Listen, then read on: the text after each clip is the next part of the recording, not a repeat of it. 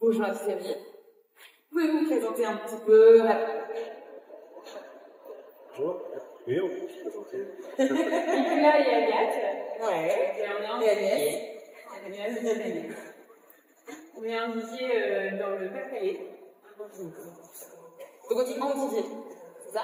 Je ne connaissais pas le terme. C'est marrant, et on dit pas chevalier, c'est un peu chevalier. En vrai.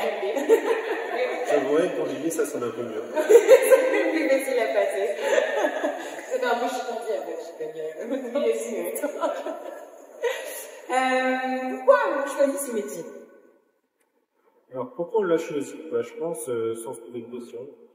J'ai été dedans, donc ça s'est fait un peu naturellement. Après, il y a un certain choix quand même, parce que rien ne m'a empêché de faire autre chose. Mais je pense avant tout la passion. Donc même pas l'obligation familiale, des générations, etc. qui t'a posé sur les épaules. Tu t'es toujours dit, mais je suis bien là, dans les champs, j'en profite, je suis belle, c'est mon avenir. Non, pas du tout. Qu'est-ce qui te plaît le plus dans ton métier? Il y a déjà la culture en elle-même, donc l'endive c'est un produit vraiment qui m'intéresse sur toute la durée du cycle. Mais c'est aussi l'équipe qui a été formée déjà par mes grands-parents, qui a été encore étoffée par mon père et maintenant par ma sœur et moi. C'est ce qui nous aide à nous lever un peu tous les matins. On dit qu'on retrouve quand même un métier comme du monde. Ouais, une équipe comme une famille choisie en fait. Voilà, c'est des copains, finalement, c'est des générations ensemble. C'est des gens qui t'ont vu grandir et qui ont toujours travaillé avec toi, avec une ambiance où, voilà, par rapport à d'autres agriculteurs qui ont vient vraiment travailler en équipe, et sans cette équipe complète, tu ne peux pas réussir à faire du grand bonheur. Pourquoi, alors justement, pourquoi Andivier, pourquoi on choisit l'endive? Parce que historiquement, c'est le produit vraiment phare de notre exploitation agricole. À côté, on fait certes un peu de blé, de betterave, aujourd'hui un peu de pommes de terre également et des légumes pour l'industrie. Et l'endive, ça représente aujourd'hui, il y a 90-95% de notre temps de travail. C'est pour ça qu'on est d'abord agriculteur, mais comme on fait l'endive, on dit qu'on est andivier. Et c'est ça qui fait la particularité de ce métier. On est agriculteur, mais chez nous, on est andivier, tellement l'endive prend la place phare et maîtresse de la ferme. Justement, combien de temps se reste-t-il entre la graine et le départ de la ferme? Il y a déjà une partie de production donc en champ qui va durer entre 120 et 180 jours. Et ensuite, entre le début de l'entrée en salle de pousse et la fin du produit fini, il y aura un délai de 3 semaines. Et quelles sont les grandes étapes alors de l'endive? Eh ben, d'abord, on sème la graine dans les champs au printemps. Et c'est une toute petite graine très fragile. C'est une étape très cruciale parce qu'il faut que la terre de chez nous soit amoureuse, qu'elle épouse bien cette petite graine. Et de chaque graine représentera une endive. Pas comme d'autres cultures, là on a une graine, une endive. Donc il faut qu'on ait chacune de nos graines qui lèvent bien dans des bonnes conditions. Et ça, c'est vraiment la première étape la plus importante. Ensuite, on va laisser cette graine pousser jusqu'à ce qu'elle nous produise une belle racine. Au mois d'octobre ou à l'automne, durant l'automne, on récupère cette racine qu'on va ensuite amener dans la ferme pour, dans une deuxième grande étape de culture, amener cette racine dans la salle de pousse. Et après, dans cette salle, il va se repousser des feuilles. Donc, c'est ces feuilles-là que je vais vous donner, la salade que nous connaissons. Ok, cette étape de salle de pousse, j'ai vu aussi le terme forçage. C'est quoi? C'est pareil, c'est le même terme, c'est juste que c'est une technique particulière de pousse, c'est ça? C'est la même chose, en fait, selon les habitudes des agriculteurs, on va pouvoir la nommer des deux manières. Nous, on préfère salle de pousse parce que quand on y entre, c'est vraiment une atmosphère très particulière. C'est dans le noir pour que la salade soit bien blanche. C'est ça qui va donner un peu ce caractère blanc, c'est rare de trouver des choses aussi blancs. C'est dans le noir, avec un circuit d'eau qui va permettre de nourrir la plante et de la faire pousser. Donc, comme on est dans cette petite ambiance, on va appeler ça la salle de pousse. Presque une nurserie. C'est exactement ça. Super. Quelle machine utilisez-vous alors du coup, ce réseau d'eau dont on parlait dès le départ? un semoir pour semer cette petite graine. Après, bah, voilà, donc, le semoir il est derrière un tracteur. Le tracteur, c'est quand même des éléments incontournables de la ferme aujourd'hui pour faire tous les travaux dans les champs. Avec un semoir, après on va avoir des outils de désherbage, des humeuses, différents outils qui vont nous permettre d'avoir un champ qui va permettre d'avoir les bonnes conditions pour les petites graines. Et un autre élément phare, c'est l'arracheuse, qui va permettre de récupérer les racines tout en conservant bien la base des feuilles pour que dans la salle de pousse repousse la salade dont on parle et les contacts de soleil dans nos assiettes. Voilà, donc l'arracheuse, c'est aussi un outil incontournable. Et après, dans la ferme, il y a des frigos pour conserver la racine et la salle de pousse qui va nous permettre vraiment de donner les bonnes conditions à la racine. Quels sont les risques de la culture de l'endive? Les risques, c'est déjà le risque du marché. Donc le prix de l'endive se fait chaque jour. Notre risque, on les voit, enfin pas forcément aujourd'hui, mais ils sont peut-être dans demain. Comme on a eu les risques avec de l'électricité qui avaient posé notre production. Et après, il y a les risques, le grand enjeu, c'est le climat, quoi. Donc, c'est aussi notre premier patron, quoi, on va dire, c'est la météo. Ouais. Donc, on a des grands enjeux environnementaux, quoi, pour vivre avec ça. Et d'un point de vue insecte, d'un point de vue maladie, l'endive est plutôt facile à faire pousser, à part si côté amoureuse de la terre. Les conditions de semis, c'est vraiment ce qui est le plus important, donc toujours s'adapter à la météo. Et c'est vraiment un élément essentiel d'avoir toute cette écoute entre la terre et la graine pour réussir à trouver les bonnes conditions. Ça, c'est un risque à cause des attaques extérieures.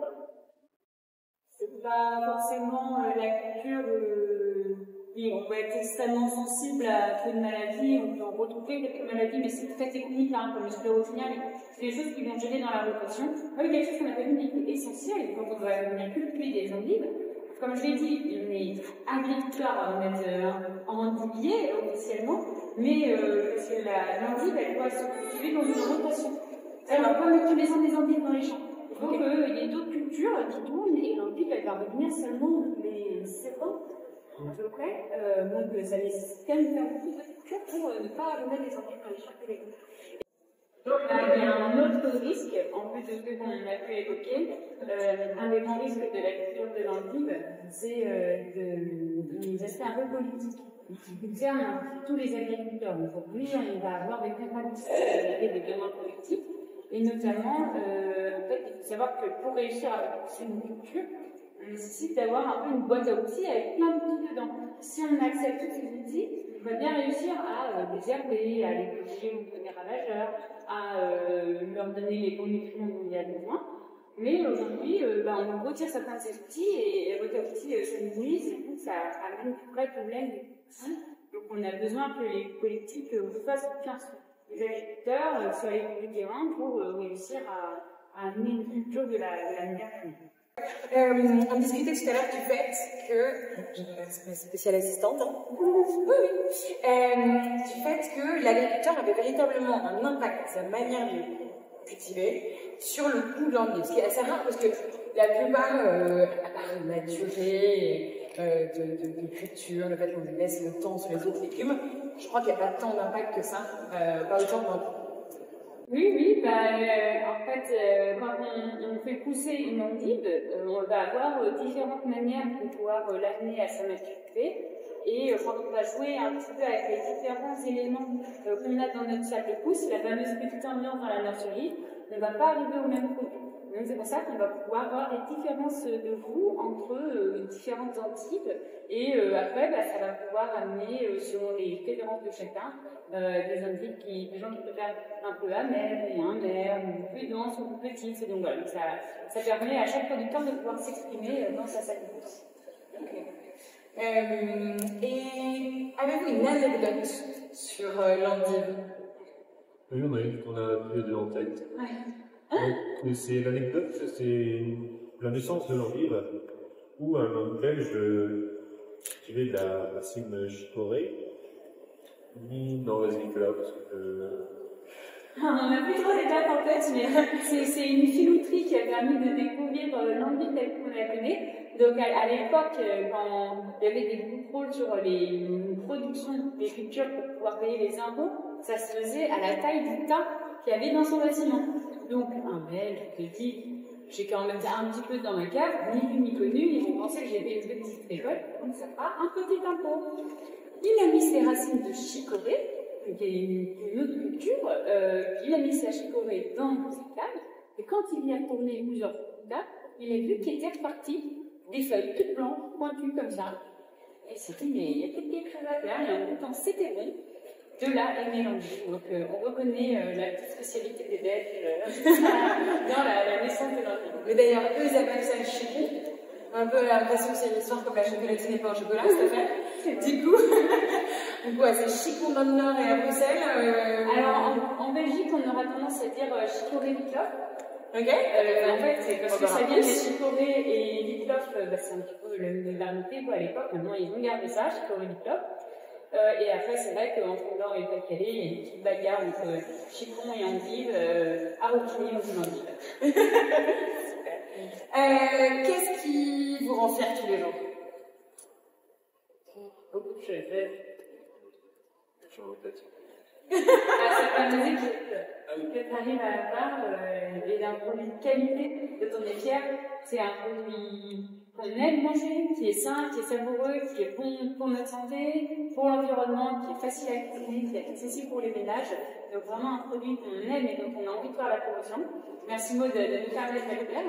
Et aussi toute cette qualité de production que ça implique derrière, un savoir-faire dans les champs, un emblème de territoire, parce que l'envitre est quand même dans les Hauts-de-France vu comme une de nos spécialités. Ouais. C'est un plaisir de pouvoir faire partie de ce patrimoine culinaire régional. Et puis le fait de se dire que seul on n'est pas capable de faire de l'envie, donc c'est une équipe, c'est de l'emploi, c'est l'humain, c'est beaucoup d'humain derrière. Et oui, à quel moment est-ce que l'humain rentre autant dedans en fait? Parce que du coup, il y a besoin d'une équipe, on a l'impression, moi qui commence à rencontrer pas mal d'agriculteurs, il y en a qui arrivent très bien tout seuls. Et donc du coup, pour l'endive, à quel moment est-ce qu'il y a un tel besoin? C'est parce que déjà, pour mettre la racine en salle de pousse, tout se fait manuellement. Et la sortie de la salle de pousse se fait aussi manuellement. Il n'y a que la partie au champ qui est un peu mécanisée. Okay. Autrement, tout va se faire dans les matières. Quand vous mangez une endive, pensez à tout ce travail derrière et de se dire que chaque endive, elle a pu être travaillée par différentes personnes pour aboutir à un produit. Génial. Merci beaucoup en tout cas de m'avoir accordé ce temps. Et puis, on va pouvoir aller. Merci beaucoup. Merci. Viens découvrir le livre.